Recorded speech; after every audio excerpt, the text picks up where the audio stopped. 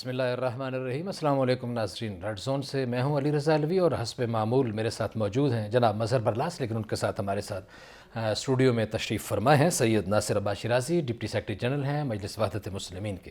جی مظہر برلاس۔ خواتین حضرات، آپ کی خدمت میں اسلام اور حسب سابق حسب روایت پاکستان کے لیے دعا۔ اللہ تعالی ہمارے اس عظیم وطن کو سلامت رکھے، اور جو لوگ یہاں بدامنی کا کھیل کھیلنا چاہتے ہیں ان کے خواب پورے نہ ہوں۔ ہمارا ملک ترقی کرے، یہاں خوشحالی ہو اور سب لوگ خوشحالی سے رہیں۔ علی رضا الوی صاحب، کیا خبریں ہیں؟ جی مظہر برلاس صاحب، آج ہم معمول کی خبروں کا بالکل تذکرہ نہیں کریں گے، اور جس انداز میں آپ نے بات کی کہ بدامنی کا کھیل جو کھیلا گیا ماضی میں، حال ہی میں ماضی قریب میں جو بدامنی کا کھیل کھیلا گیا اس کا بھی جائزہ لیں گے، اور اس بدامنی کے کھیل کے بعد جو ایک نیا کھیل کھیلا گیا اس کا بھی جائزہ لیں گے۔ اس لیے ہم نے اسٹوڈیو میں دعوت دی ہے۔ ناصر شیرازی صاحب، ہم آپ کے شکر گزار ہیں، اپنی گوناگوں مصروفیات میں سے وقت نکالا ہمارے لیے، آپ کا بہت شکریہ۔ جی بہت شکریہ آپ کا، اور مظہر برلاس صاحب کا، آپ کی ٹیم کا بہت شکریہ کہ آپ کے ذریعے سے ہمیں اپرچونٹی ملی اپنی بات کنوے کرنے کی۔ بہت شکریہ جی۔ آپ ہی سے بات شروع کرتے ہیں جی، کہ شیرازی صاحب آپ کے بارے میں پتہ چلا ہے، اور یہ ہم نہیں کہہ رہے، آپ کے دوست کہتے ہیں آپ بڑے بلیک میلر۔ دیکھیں، اگر آپ کی بات اس تناظر میں ہے کہ کوئٹہ کا سانحہ ہوا اور وہاں پر شہداء کے لواحقین نے دھرنے دے دیے، اور ہم نے پورے پاکستان میں ان مظلوموں کی آواز بننا چاہا، اور پورے پاکستان میں ہم نے کنٹری وائڈ ایجیٹیشن کی یا پروٹیسٹ کی کال دے دی، سپورٹیو دھرنے پورے پاکستان میں تقریباً 850 مقامات پر ہوئے، اور وہاں ہم نے یہ سٹینڈ لیا کہ ہماری کوئی ڈیمانڈ نہیں ہے، بلکہ ہماری ڈیمانڈ وہ ہے جو شہداء کے لواحقین کی ڈیمانڈ ہے، اور اگر اس ڈیمانڈ کو، کہ جو ان کی نیچرل قدرتی آئینی حقوق تھے، ان ڈیمانڈ کو کوئی بلیک میلنگ کہتا ہے تو یہ اس کی تشریح ہے، اور اگر ان ڈیمانڈز کو کوئی حق کی آواز بلند کرنا کہتا ہے تو یہ اس کی تشریح ہے۔ ہم اپنے پرنسپلز اور اصولوں کے ساتھ کھڑے ہیں، اس کو کوئی نام دے ہمیں اس سے کوئی غرض نہیں ہے۔ صحیح جی مظہر برلاس صاحب۔ اچھا جی، یہ بات جو شیرازی صاحب نے کی ہے، یہ نہیں کہ شیرازی صاحب موجود ہے تو میں یہاں کہہ رہا ہوں۔ ایک تو MWM یعنی ان کی پارٹی نے یہ ثابت کیا کہ پاکستان میں اہل تشیع کی نمائندہ جماعت انہی کی ہے، اور انہوں نے پورے ملک کے مختلف شہروں میں اپنی طاقت کا مظاہرہ کر کے بتایا اور آپ نے دکھایا۔ ویسے اس بات سے ہمارے بہت سارے دوست ناراض کر دیے ہیں۔ نہیں، ناراضگی نہیں، بات یہ ہے کہ بات سچی کرنی چاہیے، ناراض ہوتے ہیں تو ہو جائیں، ٹھیک ہے، لیکن پاکستان میں اہل تشیع کی نمائندہ جماعت جو ہے وہ MWM ہے، انہوں نے ثابت کیا ہے، ٹھیک ہے، بالکل ٹھیک۔ اور پچھلے کئی سالوں سے یہ ثابت کر رہے ہیں۔ اس دفعہ انہوں نے بالکل ملک کو جام کیا اور بتایا کہ ہماری یہ طاقت ہے۔ دوسری بات جو آپ بلیک میلنگ کی کر رہے ہیں، وہ شاید وزیر اعظم نے اپوزیشن کے رہنماؤں کے بارے میں کہا، چونکہ اس سے ایک روز پہلے یہ مریم نواز اور بلاول بھٹو زرداری وہاں سے ہو کر آئے تھے۔ ایک بات جو وزیر اعظم نے کوئٹہ میں کی، اس پہ ہمیں غور کرنا چاہیے۔ جو بات انہوں نے یہ کی کہ لشکر جھنگوی کے لوگ داعش کا حصہ بن چکے ہیں۔ اب ہمارے ناظرین لشکر جھنگوی سے بھی واقف ہیں اور داعش سے بھی واقف ہیں۔ صحیح۔ اب داعش والوں کی پریشانی یہ ہے کہ پچھلے چند سالوں سے داعش کے لوگ ان کے آقاؤں نے افغانستان میں جمع کیے۔ درست ہے۔ ہماری پاک فوج نے بڑا کارنامہ یہ انجام دیا کہ ہم نے وہاں باڑ لگا دی۔ درست ہے۔ اب وہ باڑ لگنے سے آقا جو ہیں وہ ناراض ہو گئے، انہوں نے کہا ہو یہ تو بنا بنایا کھیل خراب ہو گیا، تو داعش کے لوگ ایک طرح سے قیدی ہو گئے۔ ایک طرف ایران ہے، روس ہے، پاکستان ہے، کام تو یہ چائنا کے لیے انہوں نے کیا، اور ہمارے یہ جو سی پیک ہے اس کے لیے کیا، ٹھیک ہو گیا لیکن داعش کے لوگ اور ان کے آقا پریشان ہو گئے۔ جی، ٹھیک ہے۔ میں اب وہ کام جو جی داعش سے لینا تھا، وہ معذرت کے ساتھ یہ ہے کہ وہ پاکستان کے اندر سے کچھ قوتوں سے وہ کام لیا جا رہا ہے۔ اس کے لیے بیرونی دنیا سے فنڈنگ بھی آئی ہے، اور بیرونی طاقتوں کا ہاتھ بھی ہے، تو وہ جو وزیر اعظم نے نشاندہی کی وہی لوگ بدامنی کے لیے ملے۔ ٹھیک ہو گیا جی، بالکل وہی بدامنی کے لیے۔ مظہر برلاس صاحب، عموماً میں نے دیکھا ہے پروگرام میں بھی اور ویسے بھی پریکٹیکل لائف میں بھی وزیر اعظم عمران خان کو مشکل سے نکالنے کے لیے بڑا اہم کردار ادا کرتے ہیں. ابھی بھی انہوں نے یہ کردار ادا کیا. آپ کے خیال میں عمران خان صاحب نے ایم ڈبلیو کے پی ڈی ایم کو ہی کہا تھا یا کسی وہ جو مرے ہوئے تھے ان کو کہا تھا؟ کیونکہ میں اگر کہوں تو وہ ویڈیو کلپ چل جائے گا, میں چلانا نہیں چاہتا, آپ بتائیں. دیکھیں ظاہر ہے اس کی وضاحت جو ہے وہ خود گورنمنٹ کو کرنی ہے, اور ہم نے جو اسٹیٹمنٹ دیکھی ہے, میں نے زلفی بخاری صاحب کی کل اسٹیٹمنٹ دیکھی ہے کسی ٹی وی پروگرام میں, انہوں نے اسے پی ڈی ایم کی طرف نسبت دی ہے. لیکن اس حوالے سے ایک بار پھر یہ بات جو ہے وہ گیند ان کی کورٹ میں ہے. لیکن جو اس کا امپریشن آیا وہ امپریشن نیگیٹو آیا. وہ امپریشن یہ آیا کہ یہ دھرنے کے مظاہرین کی طرف بات جاتی ہے. اب امپریشن صحیح بھی ہو سکتا ہے یا غلط بھی ہو سکتا ہے, لیکن اس کا بہت نیگیٹو امپیکٹ آیا اور پورے پاکستان میں اس پر ریزنٹمنٹ شو ہوئی. اور وہ لوگ جو عمران خان کو آئیڈیلائز بھی کرتے تھے, حتیٰ وہاں پر دھرنے کے اندر موجود شہداء کے لواحقین کی ایک بڑی تعداد کہ جو ان کو ایک ہیڈ آف دا اسٹیٹ اور ان کو ایک محبت اور اس تناظر میں ان کو بلانا چاہتے تھے کہ وہ آئیں اور ہمارے جو مطالبات منظور شدہ ہیں ان کو انڈورس کریں, ان کے دل بھی ٹوٹے. اور انہوں نے ہم سے کہا کہ اب جو ہے اب ہم یہ مطالبہ نہیں رکھنا چاہتے, چونکہ اب ہم اس محبت میں ایک ڈینٹ ڈلتا ہوا محسوس کر رہے ہیں. تو یہ اس وقت کی کیفیت تھی. البتہ ایک بار پھر یہ رائٹ انہی کے پاس ہے کہ وہ اپنی بات کو ڈیفینڈ کریں, چونکہ میں نے یہ زلفی بخاری صاحب کی خود ویڈیو دیکھی ہے اور ہم ان کے وکیل نہیں ہیں, وہ اپنے وکیل خود ہیں, اپنی بات خود کریں گے. اور یہ درست ہے کہ مجلس رحمت المسلمین کی ٹاپ لیڈرشپ نے فار دا ٹائم بینگ اس انسیڈنٹ کی وجہ سے, اس کے نتیجے میں جو ریزنٹمنٹ وہاں پر تھی اس کی وجہ سے ہم نے وہاں اعلیٰ سطحی جو ملاقاتیں تھیں ہم نے ان ملاقاتوں میں شامل ہونے سے انکار کیا. لیکن آپ پر اعتراض ہے اور آپ پہ الزام ہے کہ آپ لاشوں کی سیاست کرتے ہیں, لوگ آپ کے مر جاتے ہیں, آپ لاشیں لے کے سڑکوں پہ بیٹھ جاتے ہیں, لواحقین چاہتے ہیں ہم دفن کریں, ایم ڈبلیو ایم چاہتی ہے ہم نے بالکل دفن نہیں ہونے دینے, ہم نے سیاست کرنی ہے, پورا ملک جام کرنا ہے, یہ آپ لوگ کیا کرتے ہیں؟ یہ آپ نے بہت اچھی بات کی ہے. اگر آپ کا یہ خیال ہے کہ پورے پاکستان میں اس ملیٹنسی کے خلاف آواز بلند کرنے سے کس کا حوصلہ بڑھتا ہے, دہشت گردوں کا حوصلہ بڑھتا ہے یا جنہوں نے دہشت گردوں کا قلعہ کما کرنا ہے, اس کے نتیجے میں مظلومین کی آواز بلند ہوتی ہے یا ظلم کرنے والوں کی آواز بلند ہوتی ہے؟ ہم جو ظالموں کے مقابلے میں دیوار بنتے ہیں, ہم جو ایک پریشر کریٹ کرتے ہیں جس کے نتیجے میں لا انفورسمنٹ کو, ڈیفنس سے ریلیٹڈ لوگوں کو, پاکستان کی اسٹیٹ کو ایکشن لینا پڑتا ہے. جو اب تک ڈینائل رہا ہے داعش کے بارے میں کہ ڈینائل نہیں ہے, اس کو یہ ایکسیپٹ کرتے ہیں. جب آپ تھریٹ کو ایکسیپٹ کرتے ہیں پھر اس کے مقابلے کرنے کے لیے بھی آپ کو پالیسی دینی پڑتی ہے. ہم جو لاشوں کے سفر کو روکنا چاہتے ہیں اس کے مقابلے میں سٹینڈ لیتے ہیں. ہمارے اوپر یہ ایلیگیشن لگانا بالکل برعکس ہے حقیقت کے, بلکہ دراصل جو لوگ ہمارے اس ری ایکشن کے مخالفت کرتے ہیں دراصل وہ یہ چاہتے ہیں کہ لاشیں گرتی رہیں اور مظلومین کا خون بہتا ہے اور پاکستان کی اسٹیٹ جو ہے وہ انریسٹ کا شکار رہے. ہم اس انریسٹ کے مقابلے میں کھڑے ہیں اور وہ لوگ کہ جن کے مکروہ عزائم ہیں وہ ہمیں اس طرح کی نسبت دے کے دراصل اپنے مکروہ عزائم سے پردہ لیکن برلا صاحب مجھے یہ بات بالکل سمجھ نہیں آ رہی. ایک طرف ایم ڈبلیو ایم جو ہے, ان سے بھی پوچھوں گا ان کی باری پہ, ایک طرف حکومت کی اتحادی ہے, دوسری طرف دھرنے دے رہی ہے حکومت کے خلاف. دیکھیے یہ کیا اسٹریٹجی ہے؟ گزارش یہ ہے, جیسا کہ آپ نے تعارف میں بتایا سید صاحب ہیں, جی جی, تو سادات کا یہ پرانا ایک سمجھ لیں سنت ہے. شہداء کربلا کے بعد واقعہ کربلا ہو گیا, اس کے بعد اگر بی بی زینب سلام اللہ علیہ احتجاج نہ کرتی, آواز بلند نہ کرتی, تو کسی کو خبر نہ ہوتی کہ خاندان رسول کے ساتھ یہ ظلم ہو گیا ہے. صحیح. تو یہ فائدہ ایک طرح سے امت کا ہوا. جب آواز بلند ہوئی تو امت کے بہت سے لوگوں کو پتہ چلا کہ وہ جن کو یہ باغی کہہ رہے تھے وہ تو رسول کے خاندان کے لوگ تھے. یہ جب احتجاج کرتے ہیں تو میرے خیال میں یہ اس لیے کرتے ہیں کہ ہمارے ملک کے جو ادارے ہیں, ہمارے ملک کی جو حکومتیں ہیں, ان کو سب کو خبر ہو کہ ہمیں دہشت گردی کو روکنا ہے. وہ 10-11 لوگ جو شہید ہوئے ان کو دفن کر دیا جاتا تو آج ہم پروگرام نہ کر رہے ہوتے, آرام سے چپکے سے. یہ احتجاجی آواز انہوں نے اس لیے بلند کی کہ آئندہ یہ واقعات نہ ہوں, آپ روک تھام کریں. تو یہ اداروں نے کرنی ہوتی ہے.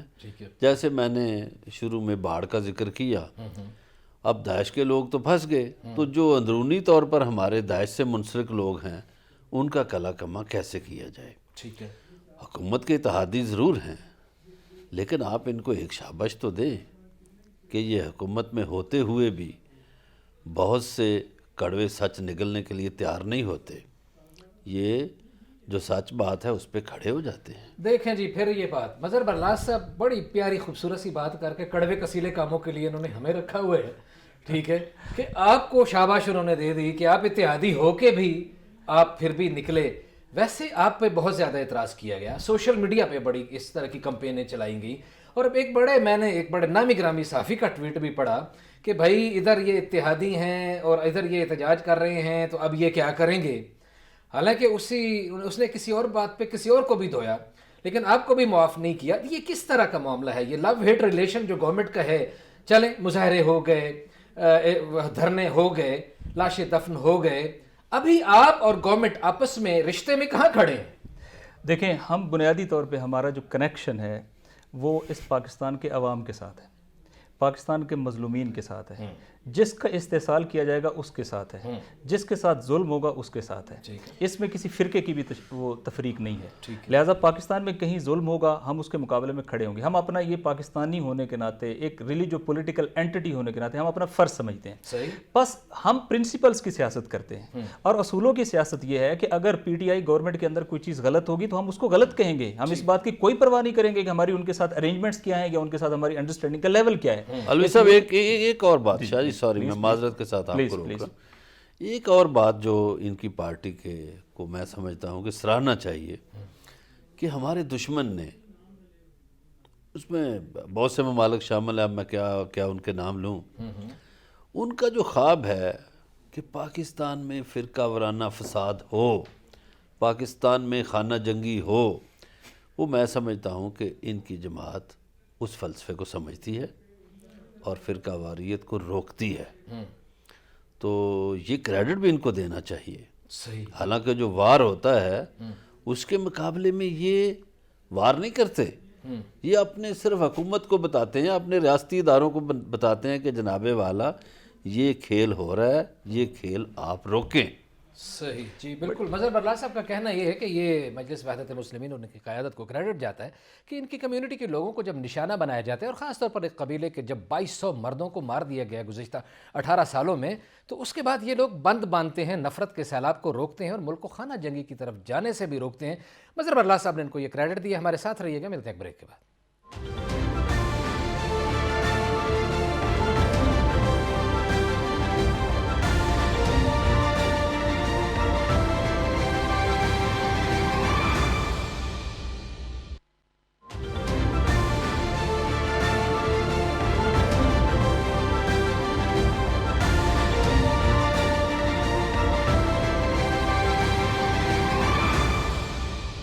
ویلکم بیک ناظرین۔ بریک پہ جانے سے پہلے مظہر برلاس صاحب MWM کو ایک نمبر دے رہے تھے، وہ کہہ رہے تھے کہ ان لوگوں کا یہ بڑا کارنامہ ہے کہ انہوں نے ملک کو خانہ جنگی سے بچا رکھا ہے، ان کے قبیلے کے، ان کے خاندانوں کے، ان کے فرقے کے، ان کے مسلک کے، ان کے ماننے والے، ان کے دوست احباب قتل ہوتے ہیں تو یہ ان جنازوں پہ جا کے امن، سلامتی، پیار، محبت کی بات کرتے ہیں اور ہنگامہ آرائی کو روکتے ہیں اور اس معاملے کو بہتر کرتے ہیں۔ لیکن ناصر شرائی صاحب، آپ پہ ایک اور بڑا سنگین الزام ہے کہ حالیہ اس ساری صورتحال میں آپ لوگوں نے حکومت پاکستان کو ایک آسان راستہ دیا ہے، جہاں کچھ لوگوں نے کہا نا بلیک میل کیے ہے، اور کچھ جگہ کہا گیا کہ آپ لوگوں نے ایک طرح کا ان کو آسانی فراہم کی اس مشکل سے نکالنے میں۔ یہ کیا بات ہے؟ دیکھیں الوی صاحب، پہلے تو آپ یہ دیکھیں کہ 5 بڑے اہم کام ہوئے ہیں۔ سب سے پہلے داعش کو انڈورس نہیں کیا جا رہا تھا اسٹیٹ لیول پہ، ڈینائل تھا کہ نہیں یہ نہیں ہے، ہم نے ایکسیپٹ کرایا اور آپ کا نیشنل پالیسی ڈیفنس اس کی بیس پہ بنتی ہے۔ اب داعش ایک تھریٹ کے طور پہ ایکسیپٹڈ ہے، اور یہ داعش کا ٹریڈ مارک ہے پوری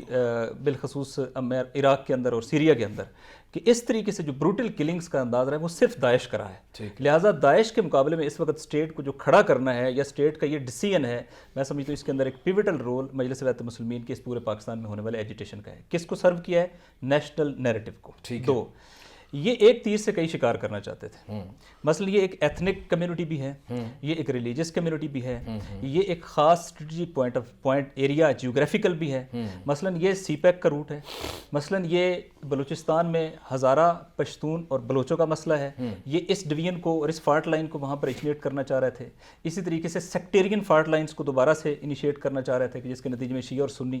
کون ہے جو اس کے مقابلے میں دیوار بن کے کھڑا ہوا؟ کون ہے کہ جس نے اس کو کسی رفٹ میں نہیں بدلنے دیا؟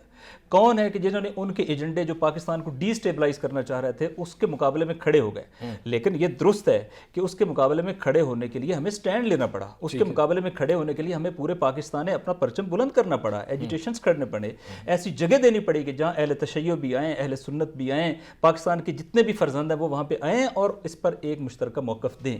تو پورا پاکستان, اس میں آپ کا میڈیا کا رول ہے, اس میں پاکستان کے جتنے بھی آپ کہہ لیں سوسائٹی کے جتنے فیکشن ہیں ان سب کا رول ہے. سب پاکستان ایک سٹیج کے اوپر آیا اور وہ بنیادی طور پہ یہ تھا کہ ان کا موقف درست ہے. یہ ڈیمورلائز کرنا چاہتے ہیں, ہم نے ڈیمورلائز نہیں ہونا. یہ ایتھنک ڈویژن کریٹ کرنا چاہتے ہیں, ہم نے یہ نہیں ہونے دینی. یہ ریلیجس رفٹ کریٹ کرنا چاہتے ہیں, ہم نے یہ نہیں ہونے دینا. یہ پاکستان کو ڈی اسٹیبلائز کرنا چاہتے ہیں, ہم نے اس طرف نہیں جانے دینا. یہ سی پیک کو ہٹ کر کے پاکستان کو ایک بڑے بحران میں دھکیلنا چاہتے ہیں. اس کے مقابلے میں ہم کھڑے ہوئے ہیں اور اس کے لیے ہمیں سب سے زیادہ جو سپورٹ تھی وہ شہداء کے لواحقین کی تھی اور ہم نے ان کی آواز کو پورے پاکستان میں بلند کیا ہے. دوسری بات آپ کو یہ جان لینی چاہیے, میں نے پہلے کئی ٹاک شوز کے اندر بھی یہ کہا, میں نے وہاں سپیچ کے اندر بھی یہ کہا, ہماری کوئی ڈیمانڈ نہیں ہے بخدا. ہماری ڈیمانڈ, چونکہ ہم وارث نہیں ہیں, وارث وہ شہداء کے لواحقین ہیں جو لاشیں لے کے بیٹھے تھے. ہم ان کو دباؤ ہم ان کو دباؤ نہیں ڈال سکتے تھے, نہ ہم کسی کو دباؤ ڈالنے دے رہے تھے. یہ درست ہے, نہ ہم دباؤ ڈال سکتے تھے, نہ ڈالتے تھے, نہ دباؤ ڈالنے دے رہے تھے. ہم نے کہا تھا آپ آزاد مرضی سے, جب آپ کی رائے ہوگی, آپ کہیں کہ ہم تدفین کرنا چاہتے ہیں اور ہم سیٹسفائی ہیں, تو ہم آپ کی تدفین کے معاملے پہ آپ کے ساتھ کھڑے ہوں گے. لیکن جب تک آپ کھڑے ہیں ہم پورے پاکستان میں آپ کے ساتھ کھڑے ہوں گے. ہم نے اپنا وعدہ نبھایا, ہم نے اسٹیٹ کو مضبوط کیا, ہم نے پاکستان کو ڈی اسٹیبلائز نہیں ہونے دیا, ہم نے شہداء کی آواز کو پاکستان کے کونے کونے میں منتقل کیا. ہم نے پاکستان کے اندر یہ فضا بنائی کہ آئندہ دہشت گردوں کو بھی ایسا کرتے ہوئے 1000 بار سوچنا پڑے گا اور پاکستان کی لا انفورسمنٹ کو بھی باقاعدہ اس پر ورکنگ کرنی پڑے گی کہ آئندہ اس طرح کی کوئی ریپیٹیشن نہ ہو اور یہ پریسیڈنٹ جو ہے وہ دوبارہ رقم نہ ہو. تو یہ پاکستان کے نیشنل انٹرسٹ کو ہم نے سرو کیا. سب سے پہلا دھرنا مچ میں لواحقین نے دیا, اس سے پہلے کہ آپ کی کال سے بھی پہلے یہ درست ہے, یہ درست ہے. میں آپ کو بتاؤں پروپیگنڈا اور حقیقت میں کیا فرق ہے. سب سے پہلے تو یہ لوگ چونکہ مچ دور ہے, وہاں 5000 کے قریب ہزار ہیں, یہاں سے یہ لوگ نکلے, ان کی فیملیز کے لوگ, یہ وہاں گئے ہیں تو وہاں پہ ایک تو سگنلز بند کر دیے تھے, خواہ وہ سیکورٹی کی وجہ سے کیے ہوں, دوسرا ان کو آگے نہیں جانے دیا کہ جی اندر جو ہے وہ سیکورٹی ایشو ہے, تو ان کو وہاں پہ لاشیں نہیں مل رہی تھی. لہٰذا ان کے لواحقین نے پہلا دھرنا وہاں مین روڈ کے اوپر دیا. ٹھیک ہے. اور پھر جب انہوں نے سگنلز آن کیے تو ان کا میسج, چونکہ اس دوران کمیونیکیشن نہیں ہو رہی تھی, تو ہزارہ ٹاؤن میں سی پیک کے روٹ کے اوپر جو مغربی بائی پاس ہے اس کے اوپر دھرنا سٹارٹ ہو گیا. تو دھرنا تو لوگوں نے نیچرل سٹارٹ کیا. اس کے بعد جو ہے وہ جب وہاں سے باڈیز لے کے یہاں پر آئے تو انہوں نے کہا ہم نے تدفین نہیں کرنی. وہ باڈیز کو قبرستان لے جانے کی بجائے دھرنے پہ پہنچ گئے اور انہوں نے ہم سے یہ ڈیمانڈ رکھی. انہوں نے کہا ہماری امیدیں آپ کے ساتھ ہیں, پورے پاکستان میں کنٹری وائڈ آپ ہیں, ہم چاہتے ہیں کہ ہمارے ان شہداء کا لہو جو ہے اس کی آواز بنے, یہ اس طرح زمین کے اندر دفن نہ ہو جائے, بلکہ ان شہداء کے لہو کے نتیجے میں پاکستان کی سٹیبلٹی میں اضافہ ہو. دشمن کا جو ٹارگٹ ہے ہم اس کو کاؤنٹر کریں. لہٰذا انہوں نے ہم سے مدد مانگی اور ہم ان کی مظلومی کی بنیاد پہ انہیں حق بجانب سمجھتے تھے. اب آپ ایک بات امپورٹنٹ نوٹ کیجیے گا, کیا بلوچستان میں انسرجنٹ گروپ نہیں بنے؟ کیا بلوچوں کے اندر مختلف ملیٹنٹ گروپ نہیں بنے؟ کیا پختونوں کے اندر ملیٹنٹ گروپ نہیں بنے؟ آج تک ہزارہ میں کوئی ملیٹنٹ گروپ کیوں نہیں بنا؟ کوئی ٹٹ فار دا ٹیٹ ایلیمنٹ کیوں نہیں بنا؟ کیوں وہاں پر انہوں نے جوابی ملیٹنسی نہیں کی؟ اس لیے کہ وہاں ہم ان کو پولیٹیکل رستہ دیتے ہیں, ہم ان کو ان ایجیٹیشنز کے ذریعے سے پورے پاکستان میں ان کی آواز بنتے ہیں, ان کی آئسولیشن کو ختم کرتے ہیں, جس کے نتیجے میں یہ مسلح کارروائیوں کی طرف نہیں جاتے بلکہ اپنے شہداء کو پاکستان کے پرچم میں دفن کرتے ہیں, پاکستان کے سیویئر بنتے ہیں.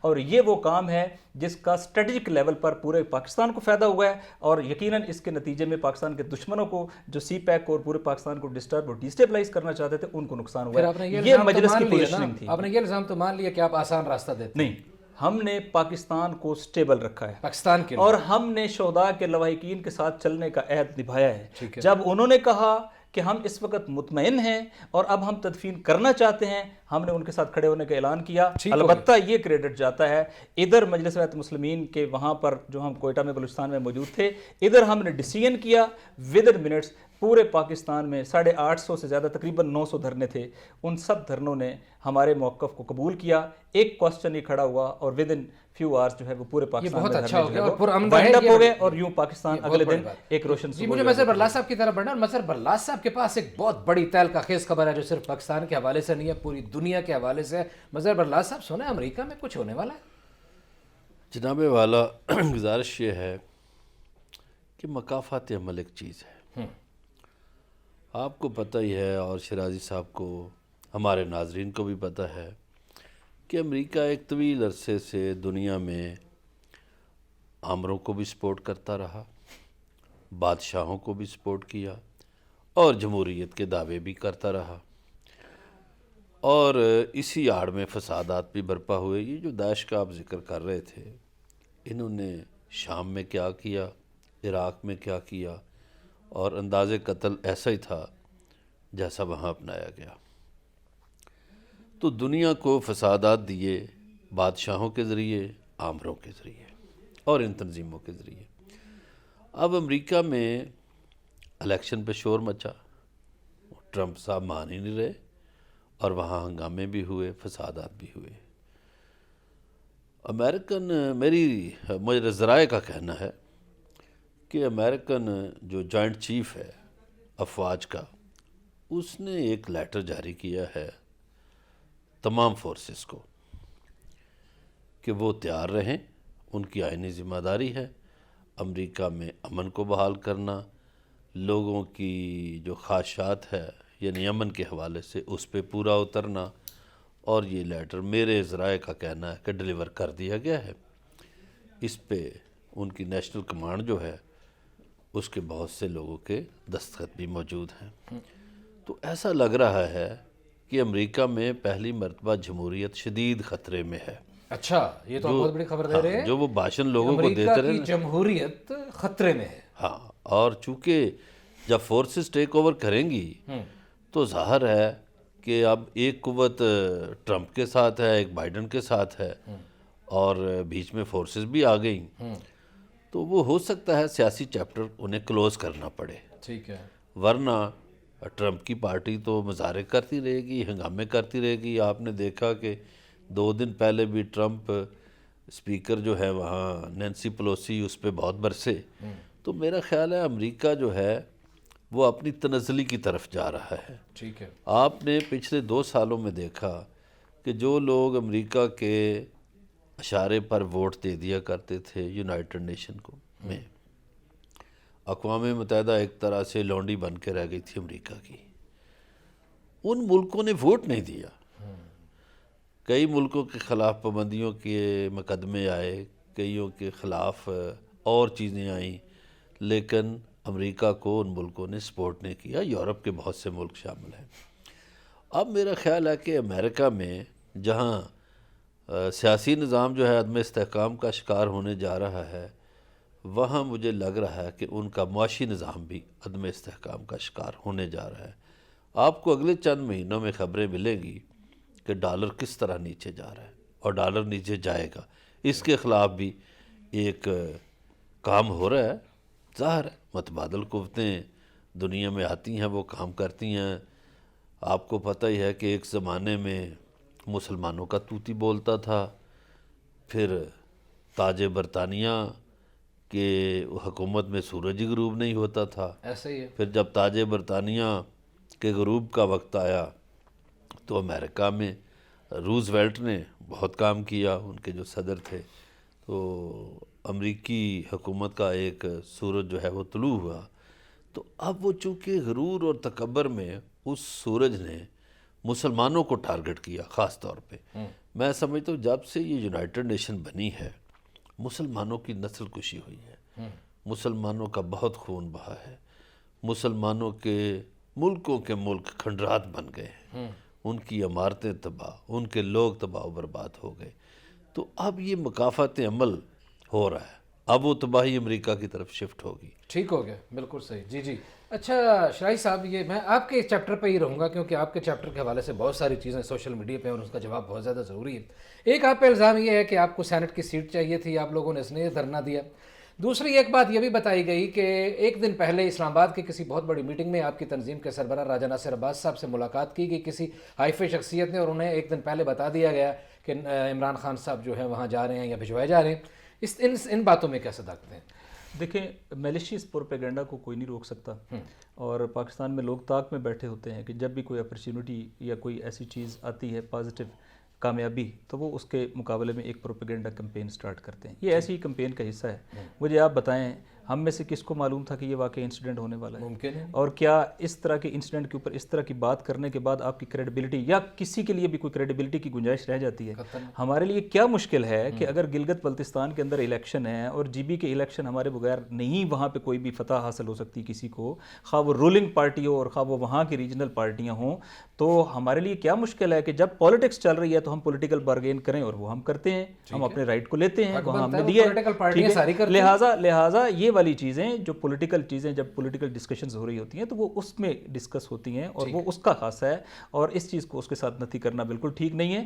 لیکن آپ کو یہ حقیقت دیکھنی چاہیے کہ کیا رول پلے کیا ہے پاکستان میں مجلس وحدت مسلمین نے. ہم نے ایک نیا ٹرینڈ سیٹ کر دیا ہے، اور وہ ٹرینڈ یہ ہے، ہم نے اپوزیشن کے رہنماؤں کو بھی ویلکم کیا ہے وہاں پر. ویلکم ان دا سینس کہ جب وہ آپ کے مہمان آئے گے تو اب آپ مہمان کی تکریم ایک ہمارے اسلامی اخلاق آداب کا حصہ ہے. لیکن ہم نے جو کیا، ان کو کسی چیز کو پولیٹیکلی ہائی جیک کرنے نہیں دیا. ان کو بھی کہا کہ آپ ان مظلومین کی بات کریں، اور حکومت کو بھی کہا کہ ان کے مظلومین کی بات کریں. اور جو کام ہم نے کیا وہ یہ ہے کہ پورے پاکستان کی اس فضا کو ہم نے بیک وقت چینج کر دیا کہ کچھ ہو گیا ہے، پاکستان ڈیسٹیبلائز ہو گیا، یہ ہو گیا وہ ہو گیا، ہم اس کے مقابلے میں کھڑے ہو گئے. تو میرا خیال ہے کہ چیزوں کو پازیٹیولی دیکھنا چاہیے. جی بالکل، شاہد صاحب کا کہنا یہ ہے کہ چیزوں کو پازیٹیولی دیکھا جانا چاہیے، لیکن کچھ اور بھی معاملات ہیں. جب وزیر اعظم وہاں گئے تو وہاں اس تقریب میں کیا ہوا، اور سنا ہے وہاں سے کسی کو اٹھا دیا گیا تھا. آپ کو بتائیں گے، ہمارے ساتھ رہیے گا، ملتے ہیں ایک بریک کے بعد.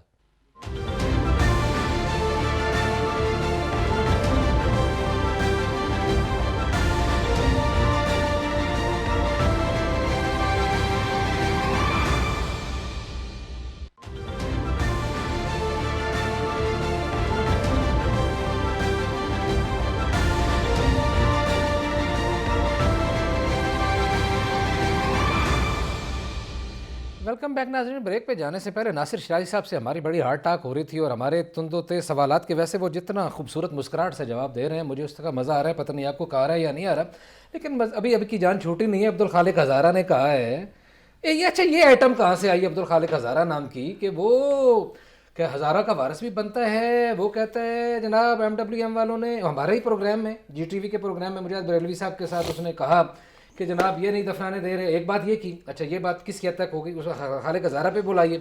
پھر ہمیں یہ بھی پتہ چلا ہے عبدالخالق ہزارہ کو جب وزیر اعظم پاکستان وہاں گئے تھے ملاقات کے لیے، تو اس تقریب سے اس کو اٹھا دیا گیا.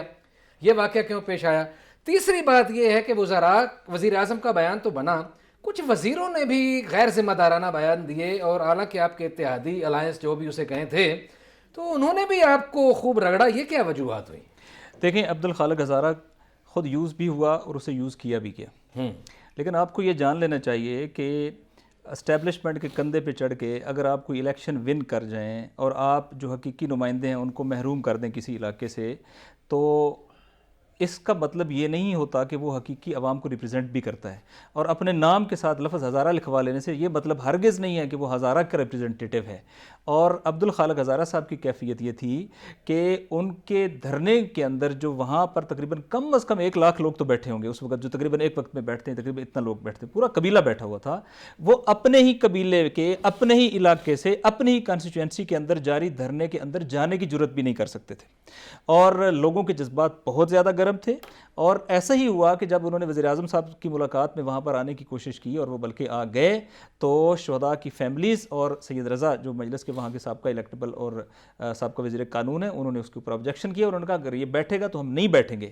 نتیجتاً تمام وزراء نے اس کو وہاں سے نکالا. اچھا یہ نہیں، وہ جو جن کا وہ وارث بن رہا تھا انہوں نے اس کو نکال دیا، انہوں نے کہا اس کے سامنے ہم نے وزیر اعظم سے بات ہی نہیں کرنی. انہیں اسے اپنے دھرنے میں نہیں آنے دیا، شہداء کے جنازوں میں نہیں آنے دیا، اس کے بعد شہداء کے جو پروگرام تھا، میٹنگ تھا، اس میں نہیں آنے دیا، اور کہا کہ اگر یہ آئے گا تو ہم نہیں بیٹھیں گے. لہٰذا میں یہ جان لے جی اچھا جی، بلکہ جو آپ پہ الزام ہے ایکچولی تو اس پہ ہے نا، جی تو لاشوں کی سیاست تو وہ کرنا چاہتا یہ تھا. ہے سیاست، یہ ہے سیاست. یعنی شہداء کے لواحقین کہیں ہم نہیں تدفین کرتے. اگر میں اور آپ مجبور کریں کہ یہ تدفین کرو، یہ ہے لاشوں کی سیاست. اگر شہداء کے لواحقین کہیں کہ ہم تدفین کرنا چاہتے ہیں، اور اگر میں یا آپ یا کوئی اور ان کو روکے، یہ ہے لاشوں کی سیاست. ویسے کوئی روک بھی نہیں سکتا، ایک نہیں وارث کا ہے، سکتا. میں نے اپنی اور یہ بات آپ کوئی سمجھیں، بندوق روک کر نکال کے اور نہیں یہ روک بات آپ سمجھیں، شہداء کے کٹے ہوئے لاشیں لے کر اس سردی کے عالم میں ایک کھلی فضا کے اندر وہاں پر بیٹھ کر ماؤں بہنوں بیٹیوں کا اس لاش کے سامنے بیٹھے رہنا، یہ بہت مشکل ہے. اگر ان کے سامنے گریٹر کاز نہ ہو، کوئی طاقت ان کو مجبور نہیں کر سکتی، مگر یہ کہ وہ خود فیصلہ کریں، اور ان کے فیصلوں کے ساتھ ہی ہمیں کھڑے ہونا چاہیے تھا. اور دیکھیں، یہ جو میں پہلے کہہ رہا تھا نا، مجلس نے بھی ایک خوبصورت تاریخ رقم کی ہے، پرنسپل سٹینڈنگ. اگر آپ جو صحیح سمجھتے ہیں اس کے ساتھ، اگر وہ آپ حکومت کے ساتھ بھی ہیں فرض کریں، اور اس نے کوئی غلط کیا ہے، آپ اس کو غلط کہیں گے، اور اگر فرض کریں اپوزیشن نے کوئی چیز ٹھیک کی ہے، ہم اس کو ٹھیک کہیں گے. اچھی بات گویا ہے. یہ پرنسپل سٹینڈنگ آگے بڑھے گی. ٹاپک کی طرف بھی جانا، لیکن دو باتیں ابھی میں نے آپ سے اور پوچھنی ہے برلا صاحب کی طرف جانے سے پہلے. ایک بات تو مجھے یہ بتائیے کہ آپ کے مکتب فکر کی اور بھی کوئی تنظیمیں ہیں سیاسی، کوئی ساجد نقوی گروپ ہے، حامد موسوی گروپ ہے، کوئی ایک جواد نقوی کا بھی کوئی گروپ شروع ہے، چھوٹا موٹا کیا ہے پتہ نہیں.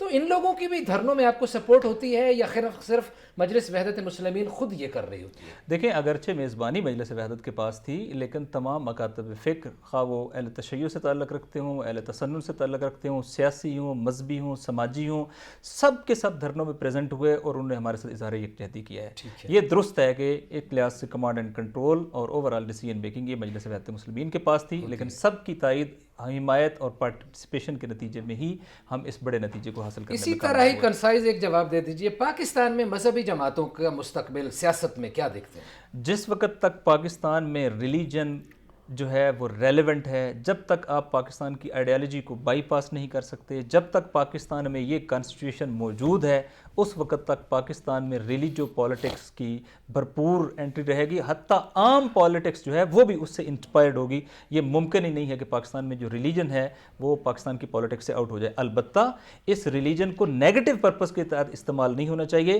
بلکہ جب ہم کہتے ہیں کہ آئین کی سپریمیسی کے لیے، تو وہ آئین کے اندر مذہب کی گارنٹیز ہیں. اگر ہم اپنی پاکستانی آئیڈیالوجی، نظریاتی اور جغرافیائی سرحدوں کی بات کرتے ہیں، تو وہ پاکستان کی ایک ہسٹری ہے کہ قائد اعظم نے فلسطین پہ سٹینڈ لیا ہے، اس کے بعد پاکستان نے کشمیر کے حوالے سے اور تمام موقفات کے حوالے سے.